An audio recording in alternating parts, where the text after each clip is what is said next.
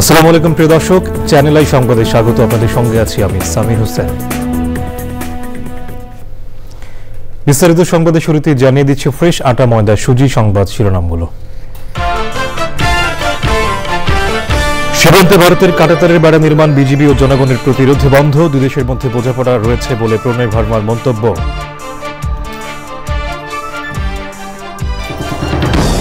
শেখ হাসিনা, মেয়ে পুতুল ও গণপূর্তের 14 কর্মকর্তার বিরুদ্ধে দুদকের মামলা। রাজুকের ঊর্ধ্বতনদের যোগসাজশে প্লট বরাদ্দের অভিযোগ। রাজধানীর চানখারপুলে 7 জনকে হত্যা মামলায় পুলিশ কনস্টেবল সুজনকে কারাগারে পাঠানোর নির্দেশ। প্রতিবেদন জমা 23শে ফেব্রুয়ারি।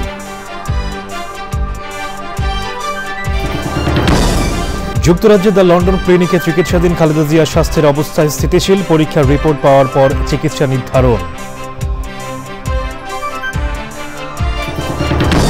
এবং অবশেষে বিপিএল এ জয়ের মুখ দেখল ঢাকা ক্যাপিটালস। ইতিহাস গড়ে রাজশাহীর বিপক্ষে 149 রানের জয়ে লিটন ও তানজিদ তামিমের ঝোড়ো সেঞ্চুরি।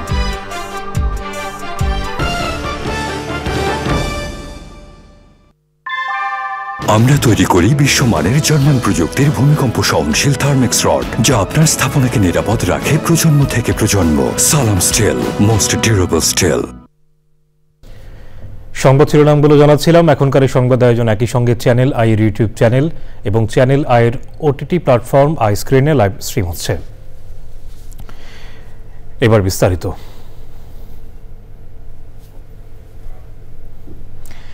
সীমান্তে ভারত যে কাঁটাতারের বেড়া দেয়া শুরু করেছিল তা বন্ধ করে দিয়েছে। চুক্তি অনুযায়ী শূন্য রেখা থেকে 150 গজের মধ্যে কোনো দেশ সামরিক স্থাপনা বা উন্নয়ন কর্মকাণ্ড করতে পারে না। ভারত অবৈধ কিছু করলে বাংলাদেশ তা যেন যে কোনো উপায় প্রতিরোধ করবে বলে জানিয়েছেন স্বরাষ্ট্র উপদেষ্টা। বিস্তারিত জানাচ্ছেন রফিকুল বাশার। বাংলাদেশ ও ভারতের মধ্যে 4156 কিলোমিটার সীমান্ত। এর মধ্যে 3271 কিলোমিটার কাঁটাতারের বেড়া আছে। বাকি 885 কিলোমিটারে বাংলাদেশের সাথে যে 4টি চুক্তি আছে তা লঙ্ঘন করে ভারত কাঁটাতারের বেড়া দিতে যাচ্ছে বলে জানিয়েছেন স্বরাষ্ট্র উপদেষ্টা।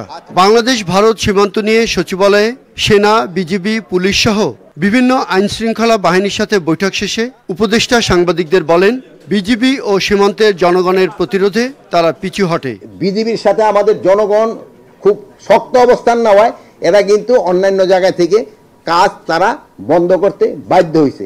এই জন্য আমি বিজিবি এবং আমার বাংলাদেশের জনগণকে আমি অনেক অনেক ধন্যবাদ জানাই যে তাদের এই শক্ত অবস্থানের জন্য। ভারতের সাথে সীমান্ত নিয়ে যেসব চুক্তি হয়েছে তা পর্যালোচনা করা হবে বলে জানান স্বরাষ্ট্র উপদেষ্টা। আমরা অলরেডি একটা চিঠি দিব যে ওইগুলি আমার যেগুলি অসম চুক্তি হয়েছে ওইগুলি যেন বাদ দেওয়া যায়। সমস্যা হবে, সমাধান হবে, এটুক তো কাজ। 16 থেকে 20 ফেব্রুয়ারি বিজিবি বিএসএফ উচ্চ পর্যায়ের বৈঠক হবে। সেখানে বিস্তারিত আলোচনা হবে বলে জানিয়েছেন স্বরাষ্ট্র উপদেষ্টা। Rafiqul Bashar, channel I, Dhaka. সীমান্তে কাঁটাতারের বেড়া দেওয়ার ব্যাপারে দুই দেশের মধ্যে বোঝাপড়া রয়েছে বলে মন্তব্য করেছেন বাংলাদেশে ভারতীয় হাইকমিশনার প্রণয় ভার্মা। বলেছেন, দুই দেশের সীমান্তরক্ষী বাহিনী বিএসএফ ও বিজিবি সহযোগিতার মাধ্যমে সীমান্তে অপরাধ দমনের বিষয়ে কাজ করবে। বিকেলে পররাষ্ট্র সচিব মোহাম্মদ জসিমউদ্দিনের সাথে আলোচনার পর সাংবাদিকদের কাছে এই মন্তব্য করেন প্রণয় ভার্মা। তিনি বলেন, পররাষ্ট্র সচিবের সাথে অপরাধমূলক সীমান্ত নিশ্চিতের ব্যাপারে ভারতের প্রত্যয় নিয়ে কথা বলেছেন তিনি। এর আগে সীমান্তে ভারতের কাঁটাতারের বেড়া দেওয়ার বিষয়ে ব্যাখ্যা দিতে ভারতীয় হাইকমিশনারকে তলব করে পররাষ্ট্র মন্ত্রণালয়।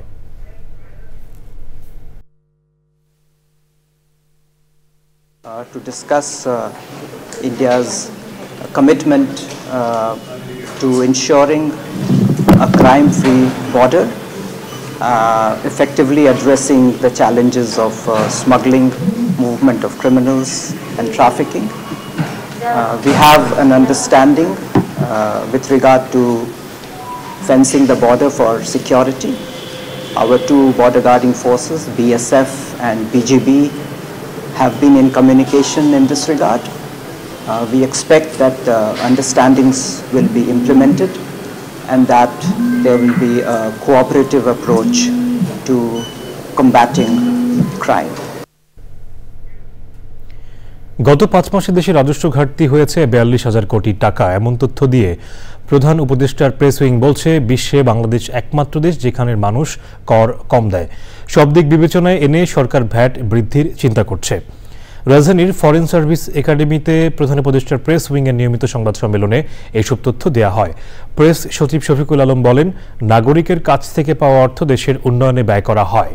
সরকার যথাসাধ্য অপচয় কমিয়েছে জানিয়ে তিনি বলেন, বিদেশে পাচার হওয়া অর্থ ফেরত আনার বিষয়ে কাজ করছে সরকার। প্রেস সচিব বলেন, ভ্যাট বৃদ্ধি জনজীবনে বড় ধরনের প্রভাব ফেলবে না।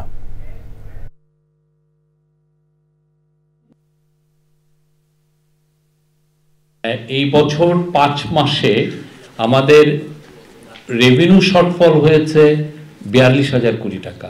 আমাদের টার্গেট ছিল 1,69,000 কোটি টাকা আমাদের কালেকশনের টার্গেট ছিল, সেটা হয়েছে 1,26,000 কোটি টাকার একটু বেশি। ভ্যাটের অনেক ভ্যারিয়িং রেট ছিল, কিছু কিছু ক্ষেত্রে 3%, কিছু কিছু ক্ষেত্রে আর একটু বেশি। পুরোটাকে আমরাও চাচ্ছি যে একটা সিম্পলিফাই 15% আনতে, যাতে এতে যেটা হয় যে এক ধরনের সিম্পলিফিকেশন হয়। আমরা চাচ্ছি যে ট্যাক্স, বাংলাদেশের ট্যাক্স জিডিপি এমন একটা হেলদি জায়গায় যাক যাতে বাংলাদেশের ইকোনমি গ্রোথ হয়। আপনি ট্যাক্স জিডিপি কমে যাওয়া মানে হচ্ছে আপনার যে ঋণ আপনি করছেন এমনও হতে পারে যে আপনার ঋণ শোধ করা সম্ভব না হতে পারে। ক্ষমতার অপব্যবহার ও বিভিন্ন অনিয়মের মাধ্যমে রাজুকের ঊর্ধ্বতন কর্মকর্তাদের যোগসাজশে পূর্বাঞ্চলে প্লট জালিয়াতির অভিযোগে সাবেক প্রধানমন্ত্রী শেখ হাসিনা ও তার মেয়ে সাইমা ওয়াজেদ পুতুল সহ গৃহায়ন ও গণপূর্ত মন্ত্রণালয়ের 14 কর্মকর্তা সহ 16 জনের বিরুদ্ধে মামলা করেছে দুর্নীতি দমন কমিশন দুদক। রোকসানা বিন জানাচ্ছেন বিস্তারিত। পূর্বাচল নতুন শহর প্রকল্পে 60 কাঠার 6টি সরকারি প্লট বেআইনিভাবে নিজেদের নামে করে নেয়ার অভিযোগে আওয়ামী লীগ সভাপতি ও সাবেক প্রধানমন্ত্রী শেখ হাসিনার মেয়ে সাইমা ওয়াজেদ পুতুলকে 1 নম্বর আসামি করে রাজুকের 14 কর্মকর্তার বিরুদ্ধে মামলা করেছে দুদক। এ নিয়ে বিকেলে সংস্থাটির প্রধান কার্যালয়ে আয়োজিত ব্রিফিংয়ে মামলার বিষয়ে কথা বলেন দুদকের প্রতিরোধ সেলের মহাপরিচালক। অভিযোগ সংশ্লিষ্ট জনাব সাইমা ওয়াজেদ পুতুল, শেখ হাসিনা সাবেক প্রধানমন্ত্রী সহ জাতীয় গৃহায়ন কর্তৃপক্ষ এবং রাজুকের সংশ্লিষ্ট কর্মকর্তা সহ মোট 16 জনের বিরুদ্ধে আলোচ্য মামলাটি রুজু করা হয়েছে। অভিযোগটা এখানে 60 কাঠা নিয়ে আমরা আপনাদেরকে শীঘ্রই বাকিগুলো সম্পর্কেও আপনারা তথ্যাদি পাবেন। আমাদের এই সংক্রান্ত অনুসন্ধান শেষ পর্যায়ে আছে।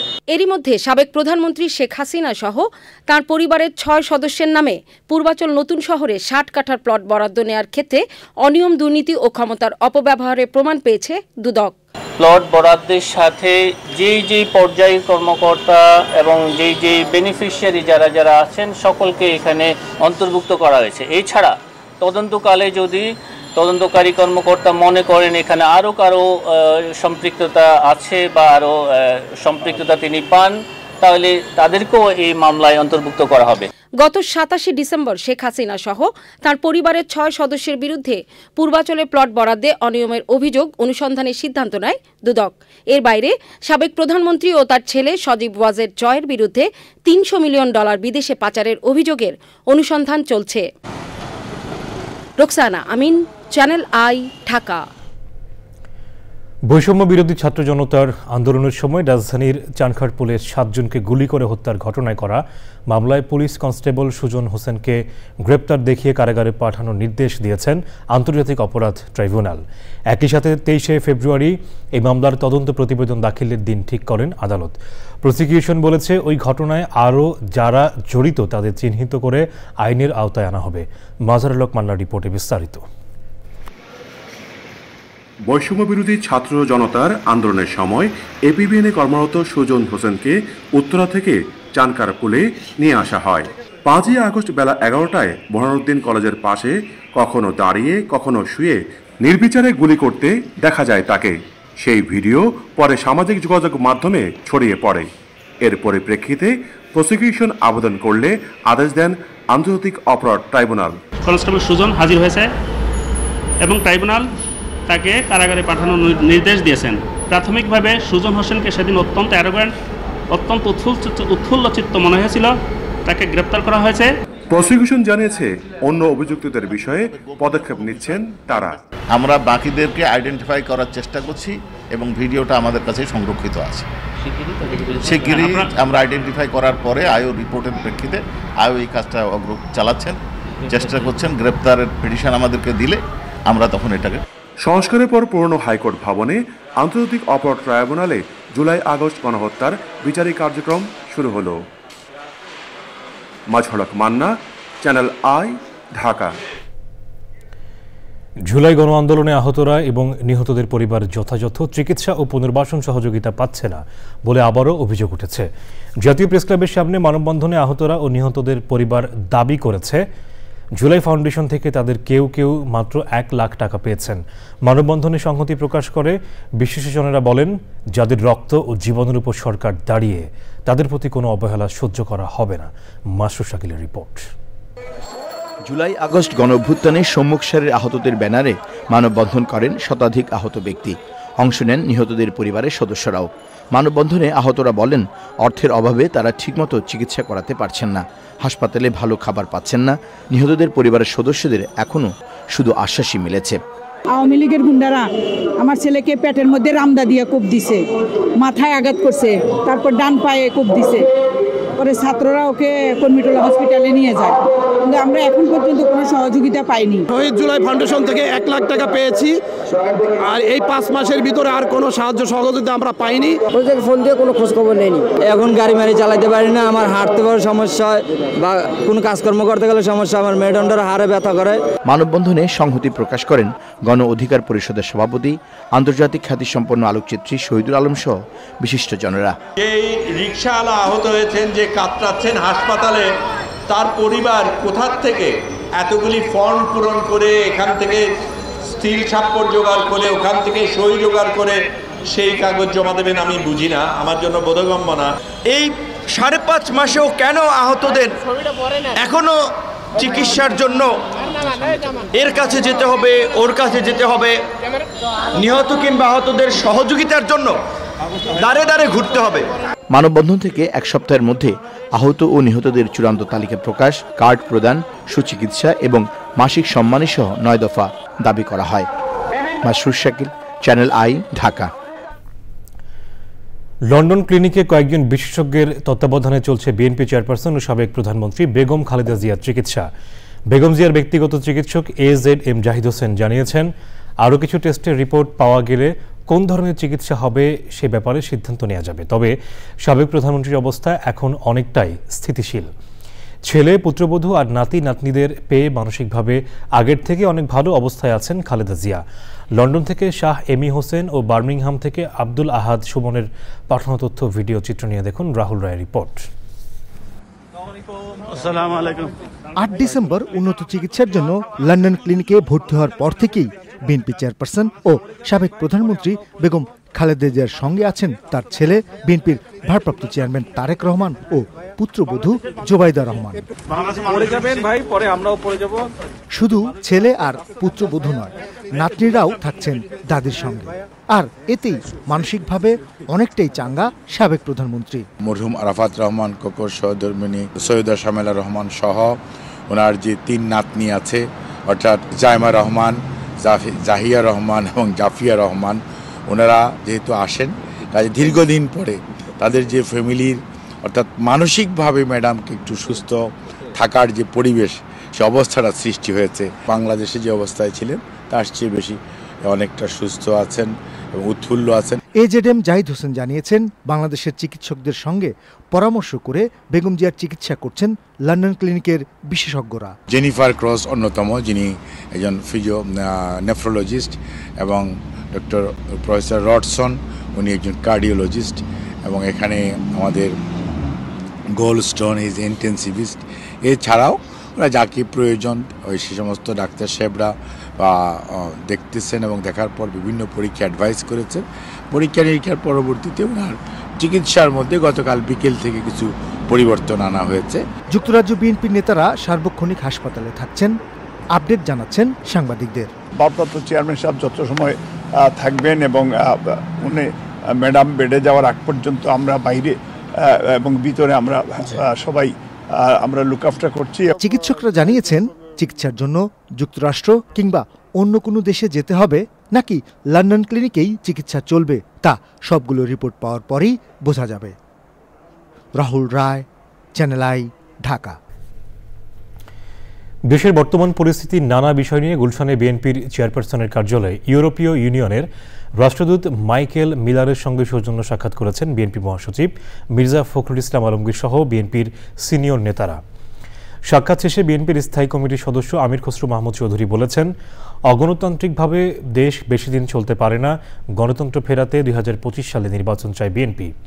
তিনি বলেন, দেশের স্বার্থে কয়েকটি বিষয় ঐক্যের মাধ্যমে যে সংস্কার দরকার সেগুলো হবে, আর বাকি সংস্কার নির্বাচনের পর সংসদে হবে। দেশের অর্থনৈতিক অবস্থা স্বাভাবিক করতে বিএনপি ইইউর সঙ্গে কাজ করবে বলেও জানান তিনি।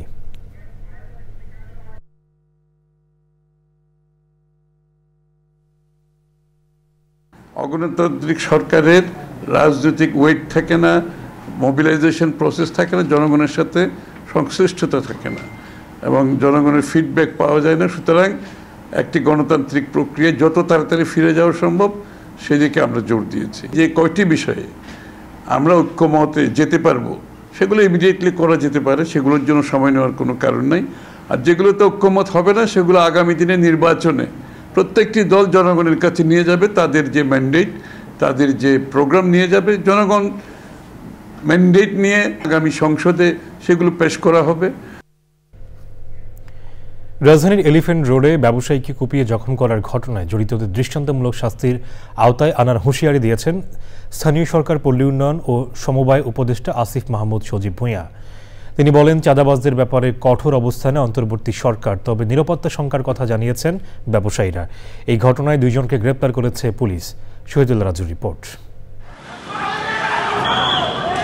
গত 10ই জানুয়ারি শুক্রবার রাত 11টার দিকে রাজধানীর এলিফ্যান্ট রোডের মাল্টিপ্ল্যান সেন্টারের সামনে দোকান মালিক সমিতির যুগ্ম সাধারণ সম্পাদক ব্যবসায়ী এহতেশামুল হককে 8 থেকে 10 জন দুর্বৃত্ত চাপাতি দিয়ে এলোপাতাড়ি কুপিয়ে আহত করে।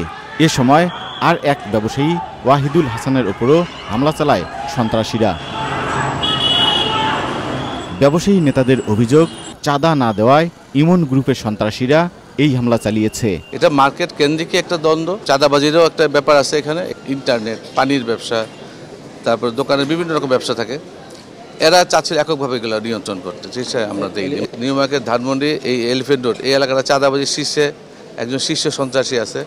লোকাল এখানে আছে, লোকাল এক সন্ত্রাসী আছে কিলার মুন্না, তারপর আছে একজন সাজিদুল ইসলাম ইমন। এই ঘটনায় কারা জড়িত এবং অন্য কারো ইন্ধন রয়েছে কিনা তা খতিয়ে দেখছে পুলিশ। আমাদের তদন্তের মাধ্যমে যদি অন্য কেউ এইখানে জড়িত হিসেবে পাওয়া যায় তাদেরও গ্রেপ্তার করবে এবং পুরো ঘটনাটা ইনশাল্লাহ দ্রুততার সহিত উদ্ঘাটন করার চেষ্টা করছি। চাঁদাবাজি যেই করুক ছাড় দেওয়া হবে না জানিয়ে ব্যবসায়ীদের আশ্বস্ত করেন উপদেষ্টা আসিফ মাহমুদ সজীব ভূঁইয়া। রাজনৈতিক দল ছাড়াও বিভিন্ন মাফিয়া গ্রুপ, স্থানীয় বিভিন্ন চাঁদাবাজ গ্রুপের ইনভলভমেন্ট আছে। 5ই জুলাইয়ের গণঅভ্যুত্থান পরবর্তী বাংলাদেশে কোনো ধরনের চাঁদাবাজি এবং দখলদারিত্ব যেন না থাকে। যারা এই ঘটনা ঘটিয়েছে তাদেরকে গ্রেফতার করার মাধ্যমে, দৃষ্টান্তমূলক শাস্তি দেওয়ার মাধ্যমে একটা প্রেসিডেন্ট যেন স্থাপন হয়, যেন আর কেউ এই ধরনের কোনো ঘটনা কোথাও ঘটানোর সাহস না করে। অবিলম্বে হামলায় জড়িতদের গ্রেপ্তার করে বিচারের আওতায় আনার দাবি জানিয়েছেন ব্যবসায়ীরা। Shahidullah Raju, channel I, Dhaka. Champions ট্রফির জন্য দল ঘোষণা করেছে বাংলাদেশ। সাকিব আল হাসান, তামিম ইকবাল চ্যাম্পিয়ন্স ট্রফির দলে নেই, সেটা আগেই নিশ্চিত ছিল। লিটন দাসের পরিবর্তে দলে জায়গা হয়েছে পারভেজ হোসেন ইমনের। প্রধান নির্বাচক গাজী আশরাফ হোসেন লিপু আস্থা রাখছেন তরুণদের ওপর। সিলেট থেকে বিস্তারিত জানাচ্ছেন তানভীর আহমেদ। সব জল্পনা কল্পনা শেষে চ্যাম্পিয়ন্স ট্রফির দল ঘোষণা করল বাংলাদেশ। সাকিব, তামিম এই 2 তারকাকে ছাড়াই 2025 সালের চ্যাম্পিয়ন্স ট্রফির জন্য যাত্রা করবে লাল সবুজের প্রতিনিধিরা। এদিকে চমকহীন দলে পঞ্চপাণ্ডবের 2 পাণ্ডব মুশফিক মাহমুদুল্লাহর জায়গা হয়েছে। দীর্ঘদিন রান খরায় ভুগতে থাকা লিটন কুমার দাসের উপর আস্থা রাখতে পারেননি জাতীয় দলের নির্বাচকরা। একটা ব্যাটসম্যান আউট অফ ফর্ম থাকলেও যখন তার প্রতি অনেক সময় ঠিক আস্থার জায়গা থেকে দলে সিলেক্ট হয়, সেই জায়গাটা আমার মনে হয় যে এই মুহূর্তে তিনি সেই অবস্থানে নেই। সৌম্য সরকার এবং আমাদের Tamim, they are doing well as a pair. টাইগারদের চ্যাম্পিয়ন্স ট্রফির দল নিয়ে কথা বলেছেন সাবেক ক্রিকেটাররা। দলে নতুন প্লেয়ারদের নেওয়াকে ইতিবাচক বলছেন মোহাম্মদ রফিক। তবে সাকিব, লিটনের মতো অভিজ্ঞ ক্রিকেটারদের বাদ দেওয়ার সমালোচনাও করেন তিনি। অনেক নতুন প্লেয়ার নিচ্ছে বা পুরান প্লেয়ার বাদ দিচ্ছে, তা এমনকি এটা একটা ভালো, বাট তারপর দেখা যায় নতুন প্লেয়ার ওখানে কি পারফর্ম করে এটা সবথেকে বড় ইম্পর্টেন্ট। কারণ কি যেসব প্লেয়ার লং সময় আপনি দিয়ে গেছে আর এই টপ লেভেলের ক্রিকেটটা দেখা যায় যে ওরা কিন্তু ওখানে সেট হয়ে গেছে, বাট একটা ওখান থেকে সেট প্লেয়াররা যদি আপনি একটা ব্রেক দিয়ে দেন তাহলে ব্রেকের জায়গাটা আপনি পূরণ করতে পারবেন কিনা এটা বড় ইম্পর্টেন্ট। সাকিব কত বছর খেলেছে বাংলাদেশ টিমে, আপনি তখনই হয় না সাকিব সারা দুনিয়ার ভিতরে 1 নম্বর প্লেয়ার ছিল, আর এখন মানে ওই রিটায়ারের সময় এখন হচ্ছে ওই চাকিং বলে। তাই এতদিন আপনি আইসিসি কী করেছে, এতদিন আপনার বোর্ডের লোকজন কী করেছে, আপনার সবথেকে বেশি লিউবাই তো সাকিবের কাছেতে দেখেছে যখন আবানিতে খেলে, আমি খেলি। তা আমার কথা সুতরাং এতদিন পর কেন আমার এই কথা রইল। 12 ফেব্রুয়ারি পর্যন্ত দলে পরিবর্তন আনার সুযোগ পাবে বিসিবি। চ্যাম্পিয়ন্স ট্রফির দল নিয়ে আলোচনা সমালোচনা চলছেই, তবে সব বিতর্কের শেষ মঞ্চ ক্রিকেটের 22 গজ। এখন দেখার বিষয় পারফরমেন্স দিয়ে সেরাদের টুর্নামেন্টে ক্রিকেটাররা নিজেদের নামের প্রতি কতটা সুবিচার করতে পারে। সিলেট আন্তর্জাতিক ক্রিকেট স্টেডিয়াম থেকে Tanvir Ahmed, channel I. Mitchell স্যান্টনারকে অধিনায়ক করে পাকিস্তান ও আরব আমিরাতে অনুষ্ঠেয় আইসিসি চ্যাম্পিয়ন্স ট্রফির জন্য 15 সদস্যের স্কোয়াড ঘোষণা করেছে নিউজিল্যান্ড। অফিসিয়াল ফেসবুক পেজে দেয়া ভিডিওতে অধিনায়ক নিজেই সবার নাম ঘোষণা করেন এবং প্রতিটি নামের সাথে একটি করে বিশেষণ জুড়ে দেন। যেমন মাইকেল ব্রেসওয়েলের নামের পাশে রয়েছে দ্য বিস্ট, লাকি ফার্গুসন হয়েছেন থান্ডারবোল্ট। এভাবেই 14 সতীর্থর নাম জানিয়ে দেন ক্যাপ্টেন স্যান্টনার। ওয়ানডেতে অভিষেক না হওয়া বেন সিয়ার্সকে দলে অন্তর্ভুক্তি এখন পর্যন্ত ব্ল্যাক ক্যাপদের চমক। কেন উইলিয়ামসন ছাড়াও দলে রয়েছেন Mark Chapman, Matt Henry, Tom Latham, Daryl Mitchell, Will O'Rourke, Glenn Phillips, Rachin Ravindra, Nathan Smith এবং উইল ইয়াংয়ের মতো তরুণরা।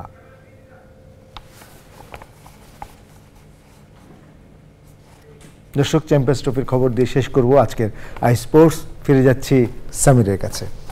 রাহুল, আপনাকে ধন্যবাদ আমাদের সঙ্গে যুক্ত হয়ে খেলাধুলার আপডেট জানিয়ে দেওয়ার জন্য। সরকারের অনুমতি পেলে আগামী 1 বছরের মধ্যে বগুড়া বিমানবন্দরে সীমিত পরিসরে বেসামরিক বিমান চলাচল করতে পারবে বলে আশা প্রকাশ করেছেন বিমান বাহিনী প্রধান air chief marshal Hasan Mahmud Khan. বিমানবন্দর চালুর সম্ভাব্যতা যাচাই করতে রোববার বিমান বাহিনী প্রধান, বেসামরিক বিমান চলাচল কর্তৃপক্ষের চেয়ারম্যান সহ ঊর্ধ্বতন কর্মকর্তারা বগুড়া পরিদর্শন করেছেন। বিমান বাহিনী প্রধান জানিয়েছেন, সম্ভাব্যতা যাচাই শেষে সম্প্রসারণ সহ অন্যান্য বিষয়ে সরকারের কাছে প্রস্তাবনা পাঠানো হবে।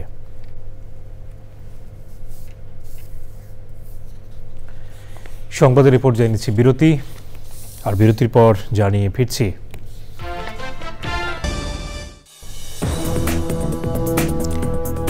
বিরতির পর আবারও আমন্ত্রণ। প্রধান উপদেষ্টার প্রেস সেক্রেটারি শফিকুল আলম বলেছেন, গণতন্ত্রকে প্রাতিষ্ঠানিক রূপ দিতে হলে গণমাধ্যমকে স্বাধীন করতে হবে। আন্তর্জাতিক উন্নয়ন সংস্থা অক্সফাম বাংলাদেশের উদ্যোগে মিডিয়া ডেভেলপমেন্ট ফোরামের উদ্বোধন অনুষ্ঠানে তিনি একথা বলেন। আলোচনায় দেশের গণমাধ্যমের সমস্যা ও স্বরূপ তুলে ধরার পাশাপাশি আগামীর চ্যালেঞ্জগুলো তুলে ধরেন বক্তারা।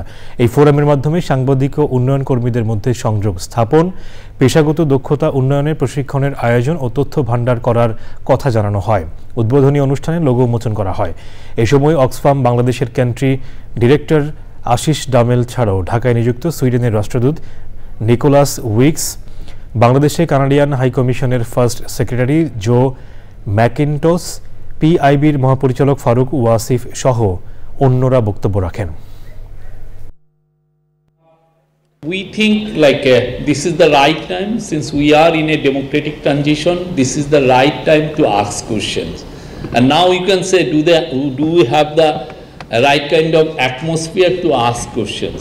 Do you have the media freedom to ask these vital questions? রাজধানীর সীমান্ত সম্ভারের দোকান থেকে স্বর্ণালঙ্কা চুরির ঘটনায় 3 জনকে গ্রেপ্তার ও প্রায় 51 ভরি স্বর্ণ উদ্ধার করেছে গোয়েন্দা পুলিশ। ঢাকা মেট্রোপলিটন পুলিশের মিডিয়া সেন্টারে সংবাদ সম্মেলনে ডিবির যুগ্ম কমিশনার মোহাম্মদ নাসিরুল ইসলাম জানান, সীমান্ত সম্ভার থেকে 3রা জানুয়ারি দুপুরে ক্রাউন ডায়মন্ড অ্যান্ড জুয়েলার্সের দোকান থেকে 250 ভরি স্বর্ণ চুরি করে সংঘবদ্ধ চক্র। 8 মিনিটের সিসিটিভি ফুটেজ পর্যালোচনা করে 2 জনকে শনাক্ত করে ডিবি পুলিশ।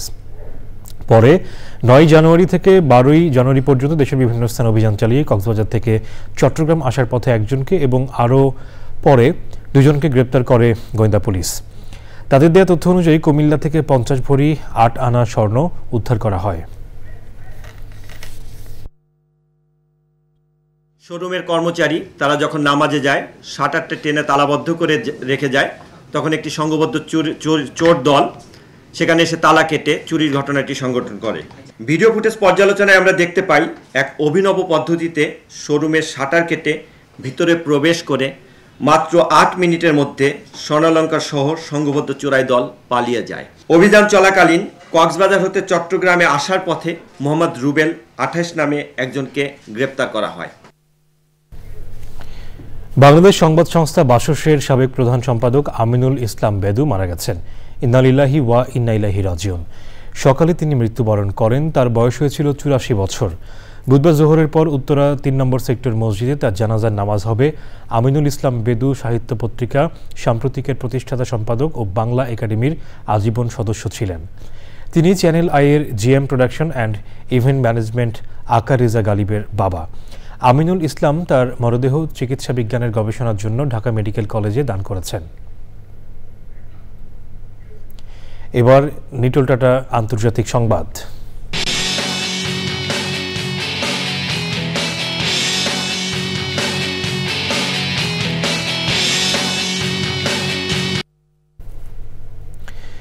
যুক্তরাষ্ট্রের লস অ্যাঞ্জেলসে ছড়িয়ে পড়া ভয়াবহ দাবানলে মৃতের সংখ্যা বেড়ে 16 জনে দাঁড়িয়েছে।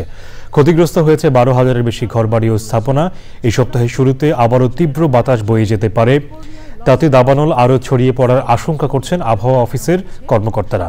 লস অ্যাঞ্জেলসে অগ্নিকাণ্ডের ঘটনায় পুনর্বাসন ও সহায়তায় শতভাগ অর্থায়ন করবে মার্কিন সরকার। এদিকে পশ্চিমাঞ্চল যখন জ্বলছে তখন দেশটির দক্ষিণে বিপরীত চিত্র। অনেক অঙ্গরাজ্যে কনকনে শীত, চলছে তুষারপাত।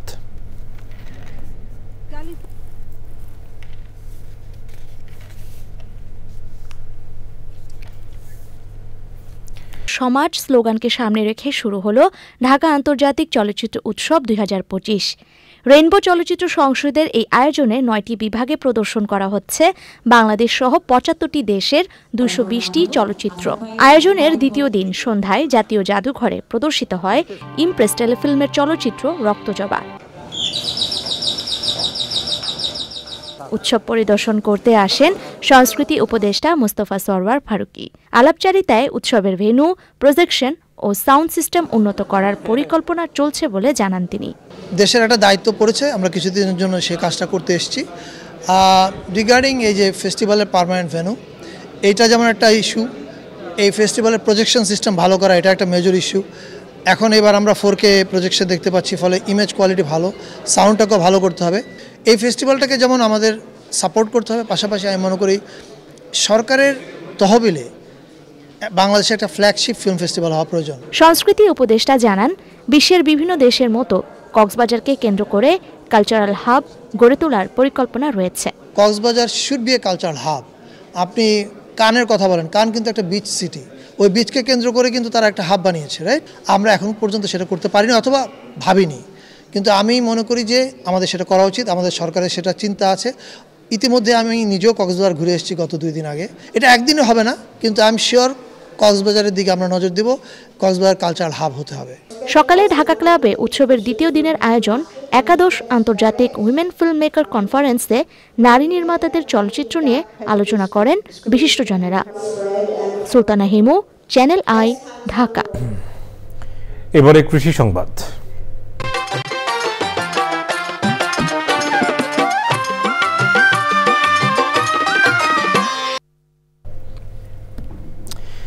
শরীয়তপুর সদর উপজেলায় উৎপাদন ব্যয় কমিয়ে ফলন বাড়াতে ও শ্রমিক সংকট মোকাবেলায় সমলয় পদ্ধতিতে বোরো আবাদ করছেন কৃষক। এই পদ্ধতিতে 50 একর জমিতে উপসী জাতের বৃধান 92 আবাদ করছেন তারা। শরীয়তপুর প্রতিনিধি এস.এম. মুজিবুর রহমানের রিপোর্ট। শরীয়তপুর সদর উপজেলার দক্ষিণ আটং গ্রামের 92 জন কৃষক উচ্চ ফলনশীল জাতের বোরো ধান আবাদ করছেন। কম খরচে বোরোর ফলন বাড়াতে ও মৌসুমে শ্রমিক সংকট কাটাতে প্রণোদনা কর্মসূচির আওতায় সমলয় পদ্ধতিতে এই চাষ করছেন তারা।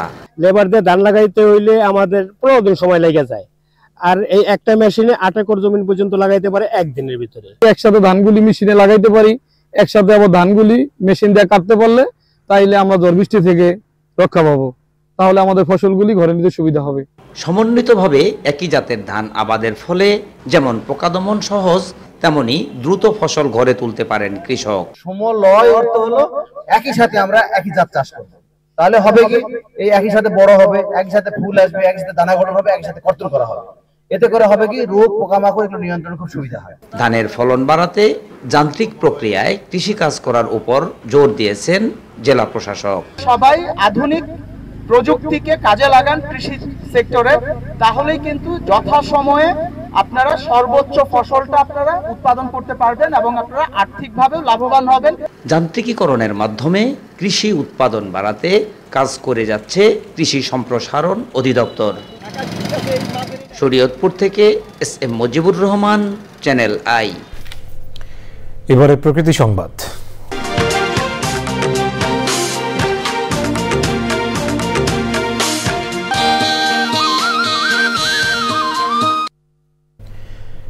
রাঙামাটিতে 10টি অবৈধ ইটভাটা বন্ধ করে দিয়েছে প্রশাসন, সেই সাথে 6,80,000 টাকা জরিমানা করা হয়েছে। পরিবেশ প্রতিবেশ রক্ষায় অবৈধ ইটভাটার বিরুদ্ধে অভিযান অব্যাহত রাখার কথা জানিয়েছে প্রশাসন। রাঙামাটি প্রতিনিধি মনসুর আহমেদের তথ্য ভিডিও চিত্রে আফরোজা হাসির রিপোর্ট। আইন অমান্য করে পাহাড়, লোকালয় ও ফসলি জমিতে গড়ে উঠেছে অবৈধ ইটভাটা। বিষাক্ত ধোঁয়ায় শ্বাসকষ্ট সহ নানা স্বাস্থ্য জটিলতায় স্থানীয়রা। ধ্বংস হচ্ছে প্রকৃতি ও পরিবেশ। এমন পরিস্থিতিতে কাউখালীতে অবৈধ ইটভাটার বিরুদ্ধে প্রশাসনের অভিযান। মহামান্য হাইকোর্টে দুটি রিট পিটিশনের আলোকে, একটি হচ্ছে 1204/2022, আরেকটি 13,705/2022, এই নির্দেশনা আলোকে ইটভাটাগুলো বন্ধ করে দেওয়ার নির্দেশনা এসেছে। সেই নির্দেশনাটি বাস্তবায়ন করতে আমরা এখানে এসেছি এবং এই কার্যক্রম চলছে। আজকে এই ইটভাটাতে 1 লক্ষ টাকা জরিমানা করা হয়েছে এবং ইটভাটাটি স্থায়ীভাবে বন্ধ করে দেওয়া হয়েছে। পাহাড়ে অবৈধ ইটভাটা বন্ধে আইনি ব্যবস্থা অব্যাহত রাখা হবে জানিয়েছে পরিবেশ অধিদপ্তর। এ পর্যন্ত প্রায় 8টি মামলা দায়ের করা হয়েছে পাহাড় কর্তন এবং ইটভাটার উপরে। এই মামলার তদন্ত কার্য চলমান। আর আমরা জেলা প্রশাসকের সমন্বয়ে, জেলা প্রশাসক মহোদয়ের নেতৃত্বে আমরা বিভিন্ন ইটভাটায় আমরা অভিযান পরিচালনা করছি। কাউখালী উপজেলা 9টি ইটভাটা বন্ধ করা হয়েছে এবং বাকিগুলো চলমান আছে, অচিরে বন্ধ করে দেওয়া হবে। পরিবেশ বিধ্বংসী সব ইটভাটা বন্ধ করে পরিবেশ বান্ধব ইটভাটা চালুর দাবি জানিয়েছেন ভুক্তভোগীরা। আফরোজা হাসি, প্রকৃতি ও জীবন ডেস্ক, চ্যানেল আই। সংবাদের পর্যায়ে আবারও নিচ্ছি বিরতি, আর বিরতির পর জানিয়ে ফিরছি। ময়মনসিংহের আনন্দমোহন কলেজে শিক্ষার্থীদের সংঘর্ষের ঘটনায় কলেজ বন্ধ ঘোষণা, সোমবার সকাল 8টা থেকে হল ত্যাগের নির্দেশ।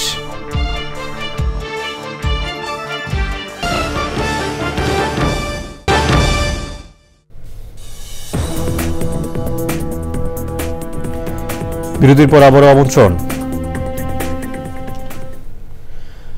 ময়মনসিংহের আনন্দমোহন কলেজে শিক্ষার্থীদের দুই পক্ষের মধ্যে সংঘর্ষের ঘটনায় কমপক্ষে 10 জন আহত হয়েছে। হলের সিট নবায়নকে কেন্দ্র করে সন্ধ্যায় ধাওয়া পাল্টা ধাওয়ার ঘটনা ঘটে। পরে পুলিশ ও সেনা সদস্যরা কলেজ ক্যাম্পাসে গিয়ে পরিস্থিতি নিয়ন্ত্রণে আনে। সংঘর্ষের ঘটনায় 3 দিনের জন্য কলেজ ও অনির্দিষ্টকালের জন্য হল বন্ধ ঘোষণা করা হয়েছে। সোমবার সকাল 8টা থেকে শিক্ষার্থীদের হল ত্যাগের নির্দেশ দিয়েছে কলেজ কর্তৃপক্ষ।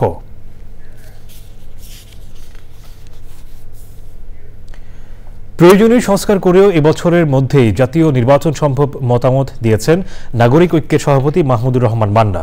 জাতীয় প্রেসক্লাব মিলনায়তনে আয়োজিত নির্বাচন ব্যবস্থার কাঠামোগত সংস্কার শীর্ষক মুক্ত আলোচনায় তিনি একথা বলেন।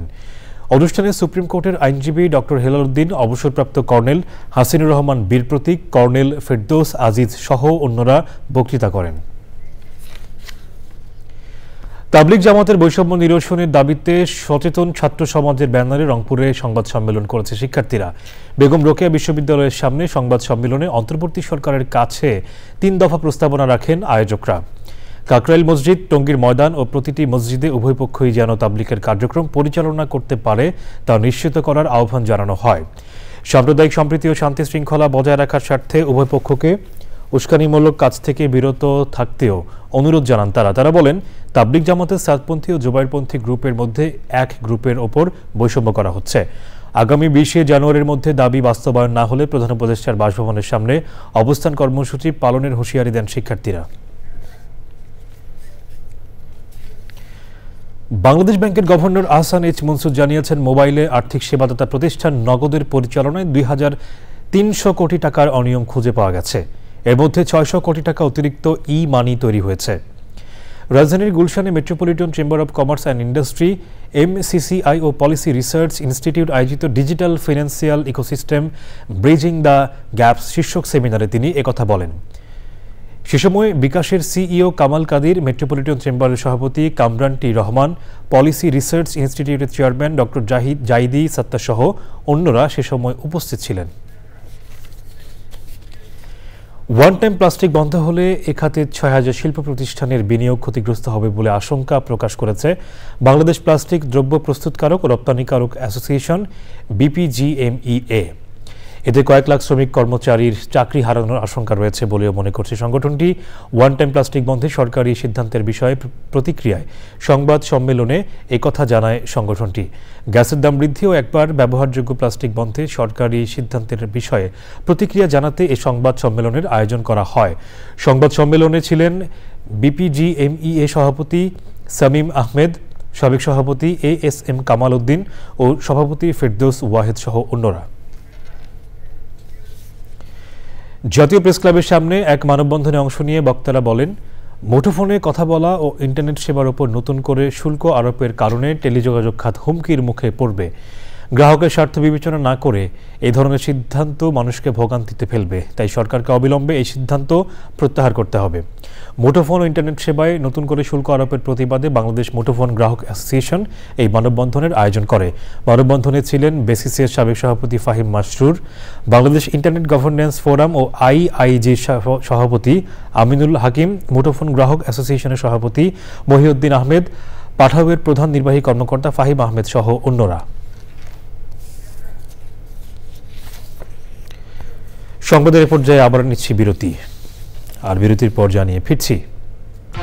শেষ করার আগে ফ্রেশ আটা ময়দা সুজি সংবাদ শিরোনামগুলো জানিয়ে দিচ্ছি আরও একবার। সীমান্তে ভারতের কাঁটাতারের বেড়া নির্মাণ বিজিবি ও জনগণের প্রতিরোধে বন্ধ, দুই দেশের মধ্যে বোঝাপড়া রয়েছে বলে প্রণয় ভার্মার মন্তব্য। শেখ হাসিনা, মেয়ে পুতুল ও গণপূর্তের 14 কর্মকর্তার বিরুদ্ধে দুদকের মামলা, রাজুকের ঊর্ধ্বতনদের যোগ সদস্য প্লট বরাদ্দের অভিযোগ। রাজধানীর চানখারপুলে 7 জনকে হত্যা মামলায় পুলিশ কনস্টেবল সুজনকে কারাগারে পাঠানোর নির্দেশ, প্রতিবেদন জমা 23 ফেব্রুয়ারি।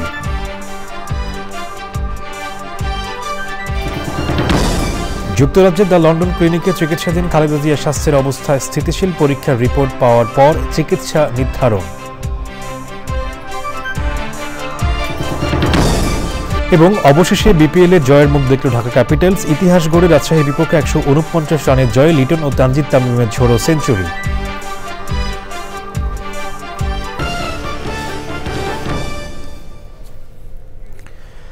দর্শক, চ্যানেল আই এর সর্বশেষ সংবাদ জানতে ভিজিট করুন channelionline.com-এ। যুক্ত থাকুন আমাদের সোশ্যাল মিডিয়া প্ল্যাটফর্মগুলোর সাথে। এতক্ষণ সাথে থাকার জন্য ধন্যবাদ সবাইকে।